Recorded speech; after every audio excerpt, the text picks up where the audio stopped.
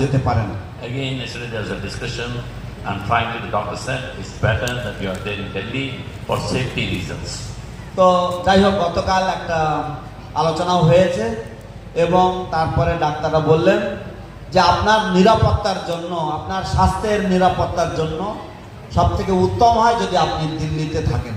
As Bhakti Purushottam Maharaj said, though Guru Maharaj is in Delhi, his heart is in Mayapur with all of us here. যেমন শ্রীশ্রীমৎ ভক্তি পুরুষোত্তম স্বামী মহারাজ বললেন যে যদিও গুরু মহারাজের দেহটা দিল্লিতে পড়ে আছে, ওনার হৃদয়, ওনার প্রাণ এখানে রয়েছে, আপনাদের সকলের মাঝে রয়েছে।